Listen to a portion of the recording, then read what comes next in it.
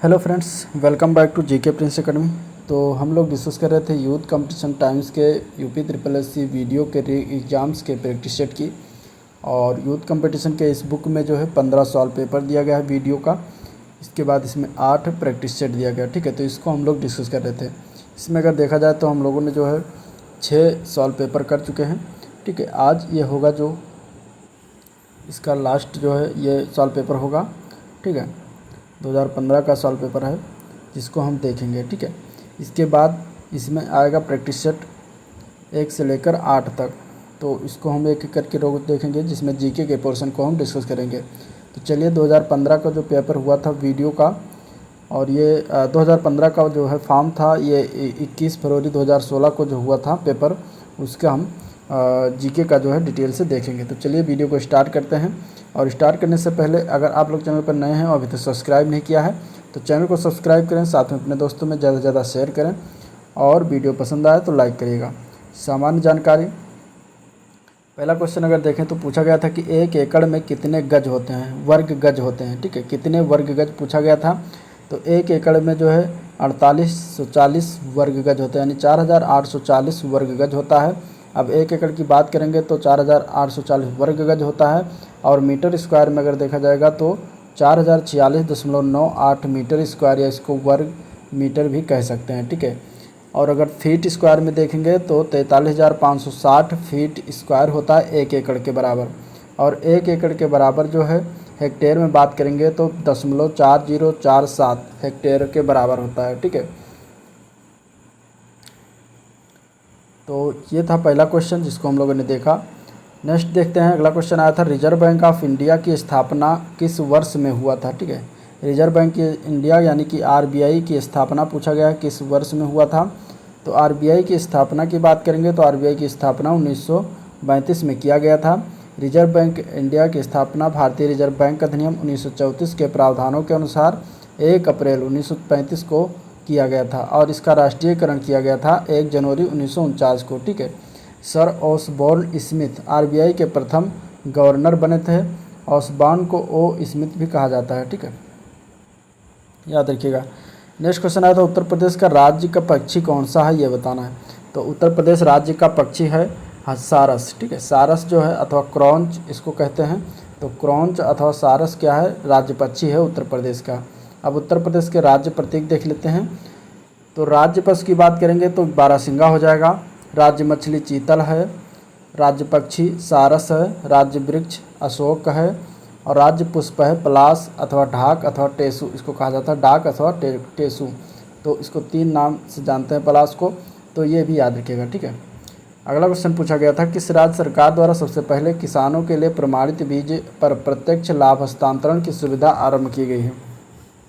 ये उस समय के करंट अफेयर से संबंधित क्वेश्चन था जो पूछा गया था।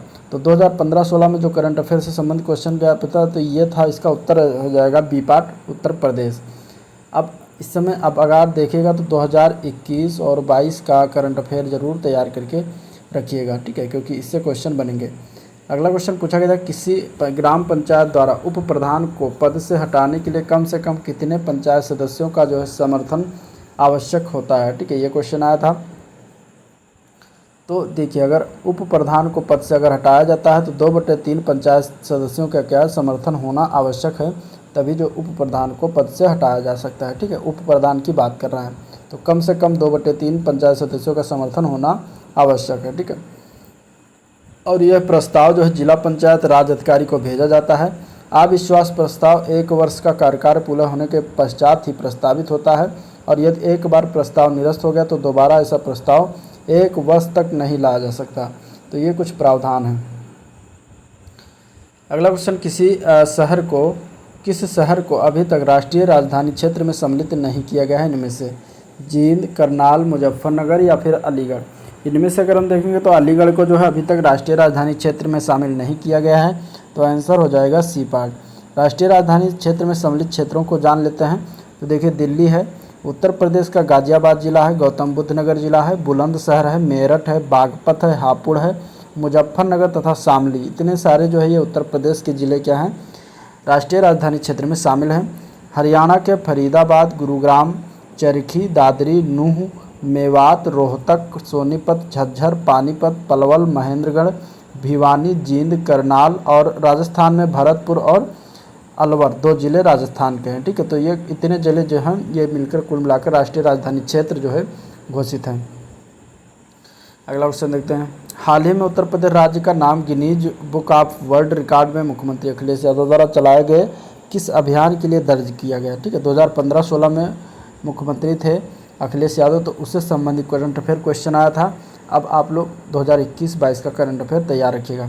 तो इसमें जो आंसर हो जाएगा आपका बी पार्ट हो जाएगा। क्लीन यूपी ग्रीन यूपी को जो है क्या दर्ज किया गया था? ये Guinness book of world record के रूप में दर्ज किया गया था। ठीक है, वर्तमान में उत्तर प्रदेश के राज्य में जो है कितने ग्राम पंचायत हैं? तो जब पूछा गया था क्वेश्चन तब थे 52,000। ठीक है, तो आंसर इसका डी पार्ट हो जाएगा। लेकिन अभी वर्तमान में 2022-23 में 21-22 में देखा जाएगा तो वर्तमान उत्तर प्रदेश में 59,163 ग्राम पंचायतें हैं। ठीक है, तो अब अगर आएगा तो 59,163 लगाया जाएगा। अगला क्वेश्चन देखते हैं। निम्नलिखित में से किसने कभी भी भारत के उप प्रधानमंत्री के रूप में कार्यभार नहीं संभाला? इनमें से तो जो बीपी सिंह थे इन्होंने जो है उप प्रधानमंत्री के कार्यभार नहीं संभाला।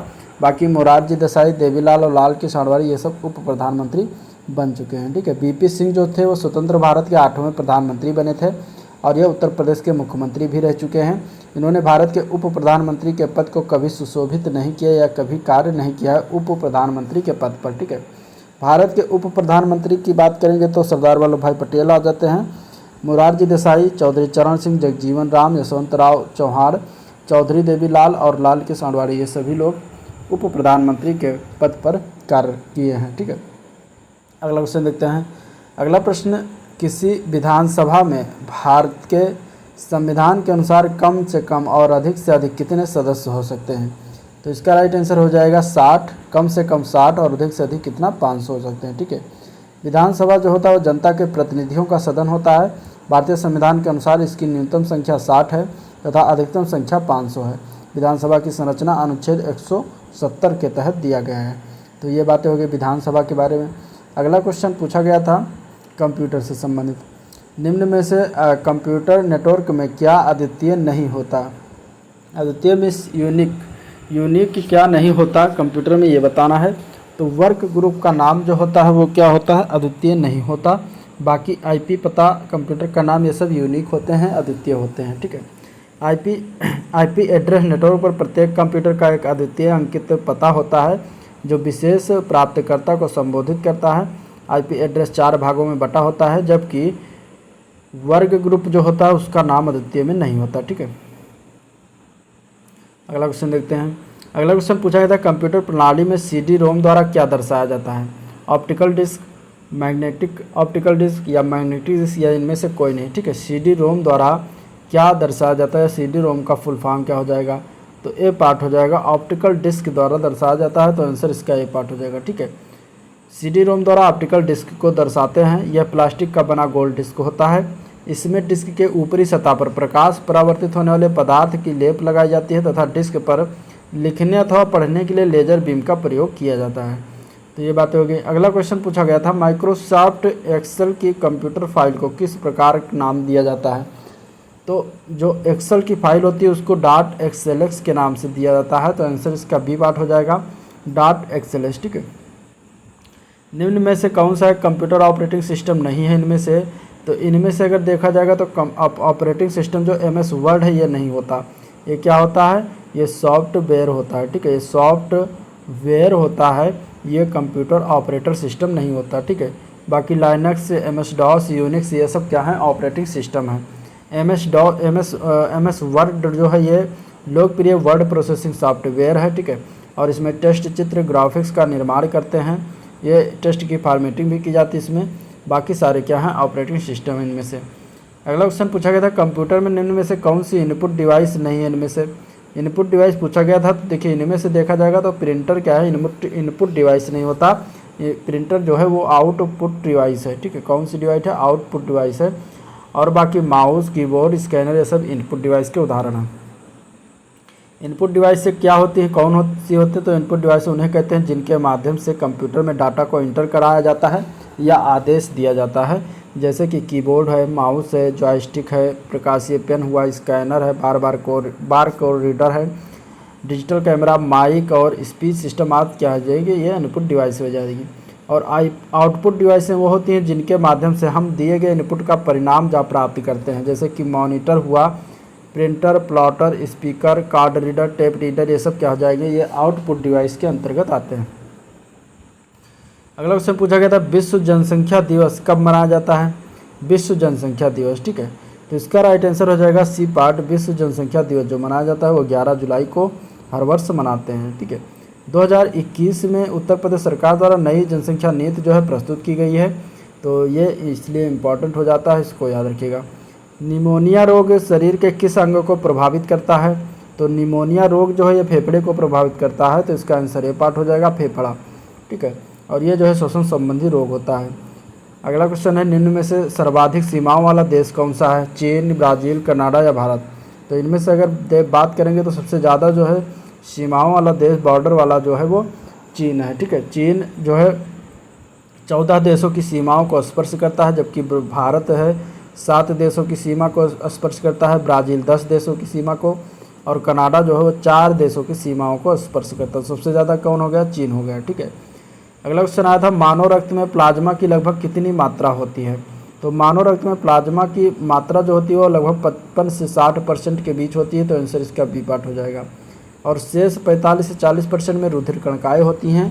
प्लाज्मा में जो है 90% भाग जल होता है तथा शेष 10% भाग क्या होता है, प्रोटीन तथा कार्बनिक एवं अकार्बनिक पदार्थ होते हैं। नेक्स्ट क्वेश्चन पूछा गया था पंडित शिव कुमार शर्मा का संबंध किस संगीत के किस वाद्य से संबंधित है। तो पंडित शिव कुमार शर्मा का संबंध जो है ये संतूर वादक से संबंधित है, ये संतूर बजाते हैं, तो इसका आंसर क्या हो जाएगा, डी पार्ट हो जाएगा। बाकी अन्य ऑप्शन की बात करेंगे तो हुसैन अहमद खान जो है, बिस्मिल्लाह खान ये प्रमुख क्या हैं, शहनाई वादक हैं। और जाकिर हुसैन, किशन महाराज ये प्रमुख तबला वादक हैं। उस्ताद सुल्तान खान, गोपाल मिंदा और शंभू सुमीर ये सब क्या हैं, सारंगी वादक हैं। अगला क्वेश्चन देखते हैं भारत का सर्वोच्च नागरिक सम्मान कौन सा है। तो भारत का सर्वोच्च नागरिक सम्मान जो है वो भारत रत्न है, आंसर इसका डी पार्ट हो जाएगा, भारत रत्न, ठीक है। इसकी शुरुआत 1954 से हुआ और ये 26 जनवरी को भारत के राष्ट्रपति के द्वारा प्रदान किया जाता है। अगला प्रश्न है भारत में राष्ट्रपति में अपना कार्यकाल पूरा होने से पहले अपना त्यागपत्र किसको सौंपता है। तो पूरा होने से पहले जो कार्यकाल पूरा होने से पहले अगर सौंपेगा त्यागपत्र तो वो उपराष्ट्रपति को सौंपता है, आंसर इसका बी पार्ट हो जाएगा, ठीक है। देख लेते हैं यदि भारत में राष्ट्रपति अपना कार्यकाल पूरा होने के पूर्व अपने पद का त्याग करना चाहता है तो वो अपना त्यागपत्र उपराष्ट्रपति को सौंपता है, और वहीं मुख्य न्यायाधीश, उपराष्ट्रपति तथा प्रधानमंत्री अपना त्यागपत्र राष्ट्रपति को सौंपते हैं। लोकसभा का अध्यक्ष अपना त्यागपत्र जो है उपसभापति को सौंपता है, ठीक है। अगला प्रश्न देखते हैं। अगला क्वेश्चन आता है वर्तमान में उत्तर प्रदेश राज्य के पंचायती राज मंत्री कौन है, ठीक है। ये तो देखिए अब अगर हम इसमें आंसर की बात करेंगे तो इसमें स्टार लगा हुआ है। प्रश्नकाल के दौरान उत्तर प्रदेश राज्य के पंचायती राज मंत्री श्री कैलाश यादव थे, जिनकी आकस्मिक मृत्यु जो हो गई थी फरवरी 2016 में हो जाने से वर्तमान में उत्तर प्रदेश राज्य के पंचायत राज मंत्री जो हैं भूपेंद्र सिंह चौधरी हैं, जबकि ग्रामीण विकास मंत्री महेंद्र सिंह हैं।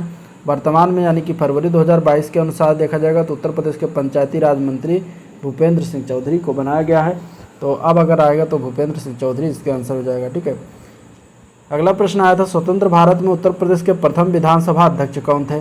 तो प्रथम विधानसभा अध्यक्ष थे, उनका नाम था पुरुषोत्तम दास टंडन, आंसर इसका ये पार्ट हो जाएगा, पुरुषोत्तम दास टंडन, ठीक है। नेक्स्ट क्वेश्चन देखते हैं। निम्न में से किसने जो है भारत के 43वें मुख्य न्यायाधीश के रूप में शपथ ग्रहण की। अब जब इस समय आया था क्वेश्चन, तो उस समय जब क्वेश्चन आया था तो उस समय कौन थे, जस्टिस TS ठाकुर थे, ठीक है, 43वें मुख्य न्यायाधीश बने थे। और अभी इधर अगर वर्तमान में बात करेंगे तो अप्रैल 2021 में जो है इनका कार्यकाल 48वें मुख्य न्यायाधीश थे, नूतलपति वेंकट रमन, ठीक है। लेकिन अभी एक